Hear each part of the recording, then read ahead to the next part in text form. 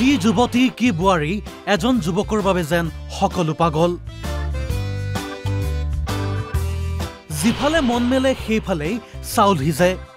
মন গলেই ঘৰলৈ লৈ আহে যুৱতী বুৱাৰী এদিন নহয় এজন নহয় দুজন নহয় তিনিজন আনিছে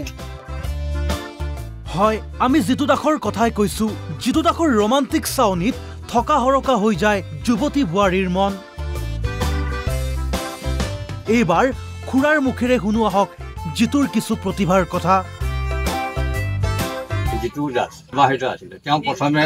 কন্দুলি পাজনী আনিলে সেইজনী থৈ আহি কৈছে মই তোক লৈ যাম বুলি তেনেকৈ ক'লে সেইজনী তেনেকেই আকৌ বৰভাষা পাজনী ট্ৰাইবেল ছোৱালী আনিলে আনি আজি এমাহমান হ'ল থৈ পেলাই আকৌ আমাৰ বোৱাৰীজনী গুচি গ'ল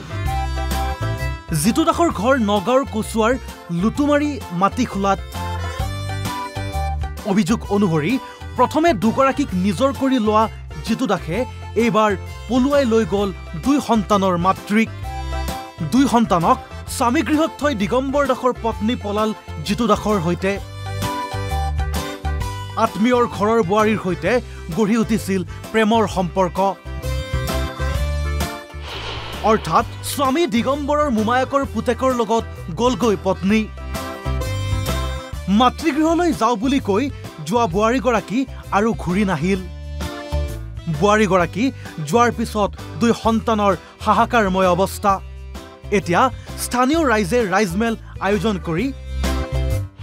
জিতু দাসৰ পৰিয়ালক এঘৰীয়া কৰাৰ সিদ্ধান্ত লৈছে দুই পৰকীয়া স্বামী স্ত্ৰীক গাঁৱত প্ৰৱেশো নিষিদ্ধ কৰিছে ৰাইজে ভগৱানটো তোমাৰ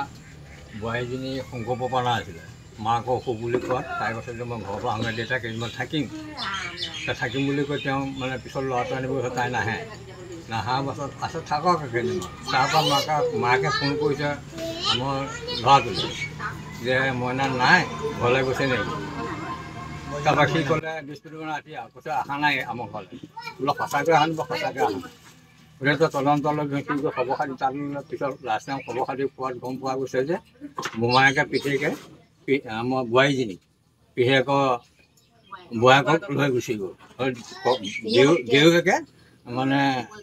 বৌয়েকক লৈ গুচি গ'ল ল'ৰা লৈ গুচি গ'ল তাৰপৰা ৰাইজে সিদ্ধান্ত কৰি ক'লে যে নহয় তেওঁ এনেকুৱা দুৰ্নীতিৰ কাম আমাৰ তেনেকুৱা হোৱা নাই ভৱিষ্যতে যাতে আমাৰ গাত সোমাব নোৱাৰিব কোনোদিন কোনো কাল গতিকে তেওঁক আহিবলৈ দিয়া নহ'ব তেনেকৈ বুলি কৈ ৰাইজে লিখা পঢ়া কৰি সমাপ্ত কৰিছে লগতে ল'ৰাটোৱে ছোৱালীজনীকে এৰি থৈ গুচি গ'ল ল'ৰাটো 10 বছৰমান হৈছে ল'ৰা সেইটো আৰু ছোৱালীজনী আপোনাৰ 5-7 বছৰমান হৈছে 5 বছৰমান হৈছে শিক্ষাজ্যোতি দাস জিতু দাস তেওঁ বিবাহিত আছিলে তেওঁ প্ৰথমে কন্দুলি পাজনী আনিলে সেইজনী থৈ আহি কৈছে মই তোক লৈ যাম বুলি তেনেকৈ ক'লে সেইজনী তেনেকেই আকৌ বৰভাষা পাজনী ট্ৰাইবেল ছোৱালী আনিলে আনি আজি এমাহমান হ'ল থৈ পেলাই আকৌ আমাৰ বোৱাৰীজনী গুচি গ'ল ল'ৰাটো আমাৰ হেৰি হয় জেচেই বনাই আমাৰ ভৰিজা লোৱা হয় তেখেতক মানে ৰাইজে সিদ্ধান্ত কৰিছে কোনোদিন কোনো কাল মানে গাঁৱত সোমাব নোৱাৰিব সোমাবলগীয়া হ'লে ছোৱালীজনী মাক দেউতাকৰ ঘৰত পঞ্চায়ত দিব লাগিব তেতিয়াহে গাঁৱত সোমাব পাৰিব এইটো ৰাইজে চূড়ান্ত সিদ্ধান্ত কৰিছে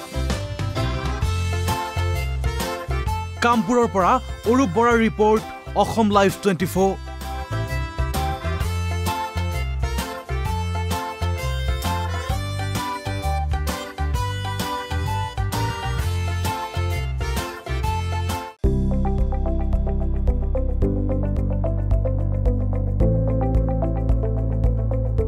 NB নিউজ সহজ সৰল ভাষাত নৱভাৰতৰ কথা।